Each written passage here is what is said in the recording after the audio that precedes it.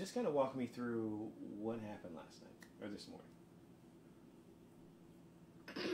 Just out patrolling the area, and encountered I don't want to say suspicious guy, but just a guy kind of in the woodlines, and he had the presentation of somebody that might need medical attention or might have been under the influence of a substance. And I began talking to him, trying to get him to come to me and or to step out to me. And during that time, we had a little bit of a confrontation, and he fired a shot, and then I began to return fire and take cover. Were any words exchanged? Did he say anything to you? Or? There was some words, but I don't recall all the words that were exchanged, and then a lot of them were incoherent. You couldn't understand exactly what he was saying. And I don't think he even knew what he was saying. You were just trying to make sense of it all at that point. And what, all of a sudden he goes to his waistband and...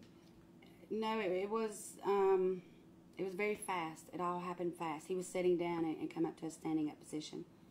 And at the time that he was coming up from a standing up position, that is when I believe he drew the weapon. When he fires, do you immediately feel the impact, or what is your adrenaline allowing you to kind of... I felt the impact. As soon as it hit, it knocked every bit of breath out of me. And an overwhelming burning sensation. And it actually dropped me to my knees. And but I know I had to get back up. I couldn't lay there. I had to get up. And I just got back up and started returning fire and repositioned myself to where I had some cover. You were able to get behind your car? I was able to get behind my car. And fired 2-3 shots? No, once I got behind the car, there was no more shots fired. Okay. But from your position on the floor, you fired back? As I was coming up from the ground, I began to fire back. Gotcha. When you were initially hit and you felt that impact, what went through your mind at that point? He shot me. I can't believe he shot me. Why did he shoot me? I'm just trying to help him. It just an overwhelming amount of shock. Just a lot of shock. Did you initially think that you were hit, or? Yes. I mean, I knew something. You don't feel that type of pain and impact and every bit of breath go out of you if nothing hit. Has there ever been a day where you didn't have your vest on? No, I always wear my vest. There's been many times I've not wanted to, but I always wear my vest. And this time it paid off. It really paid off. So you make it behind the car. He takes off through the wood line. Mm-hmm. What happens next? My backup arrives. I'm not sure exactly at what time my backup arrives. Everything becomes a little blurry from that moment on. And then they take over the scene. And then, get me the help that I need. How long were you actually in the hospital? I got out early this morning. Okay. So, 7-8 hours. When you get there, does the doctor, I guess he looks you over and, is that when you kind of realize that you hadn't been hit, or when do you finally realize that? I realized on scene, officers began to tell me and the medics began to tell me, okay, the bullet's not penetrated you. And I had a hard time believing that because the pain was pretty excruciating. But then it finally sinked in and reality sinked. Okay, my vest saved me. I'm good. I just might be a little bruised and beaten, but I made it. As you come to that realization, what is that like? It was very overwhelming. It was some powerful emotions. I know I get to go home and see my kids again. Were they running through your mind at this entire time, or were you focused on the situation? Or they were running through my mind, but that was what was keeping me so focused. Because, so many different emotions start coming through your head, and you start feeling so many, it starts consuming you.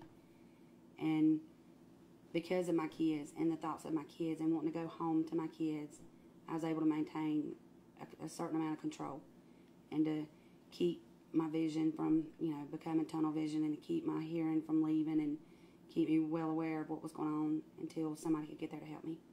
You talked about before training for these kinds of situations. What was it like being actually in it and having to use, I guess, everything you had learned? It comes like second nature. All the training, everything that we were put through, it becomes instinct as soon as it's put into action. And I'm thankful for my training. I'm thankful that it was there first and foremost, that it kicked in when the rest of my body was wanting to just quit. How surprised are you that this actually happened, that this guy actually fired at you? Overwhelmingly shocked. I would have never had suspected.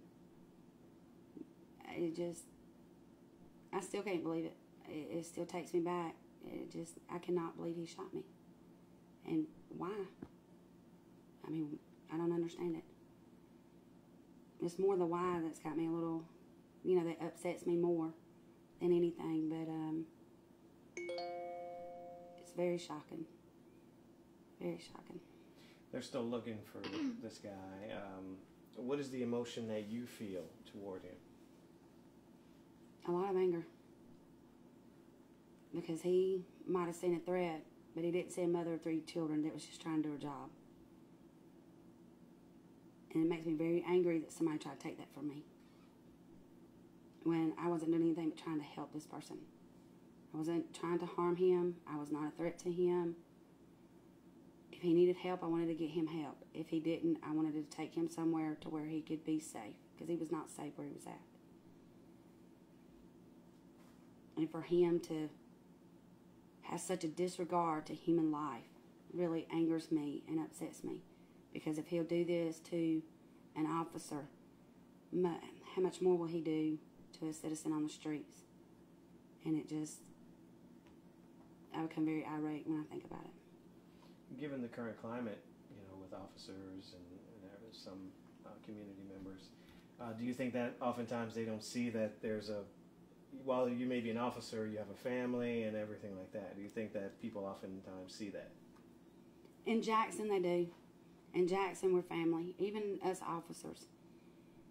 There's a certain level of respect for officers in Butts County, I believe. And they see us as people for the most part. And we receive a lot of support. In other areas, I think it's more looked at as a threat, a control factor. And it just, not in Butts County, I don't believe it's gotten to that point yet. This may have just been a guy who, for whatever reason, just did what he did. Yes. What has their recovery process been like for you so far?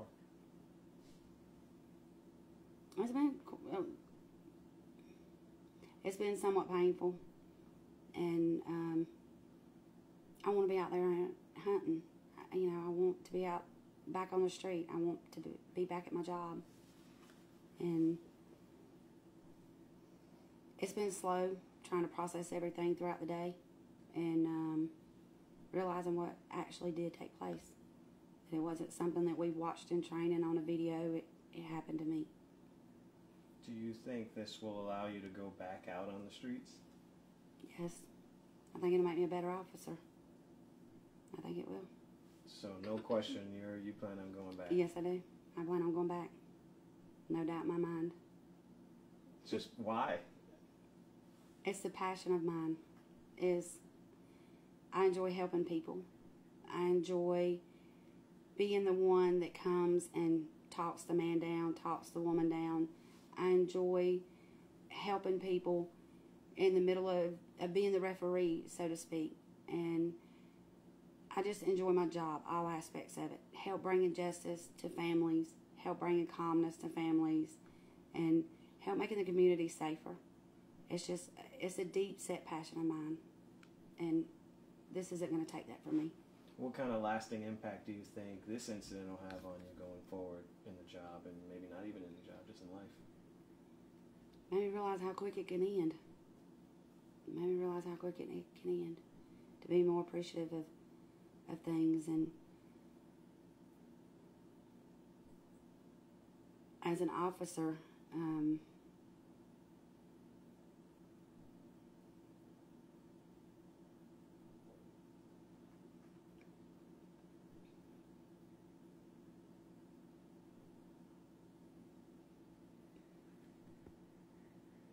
it will change me, but not for the worst.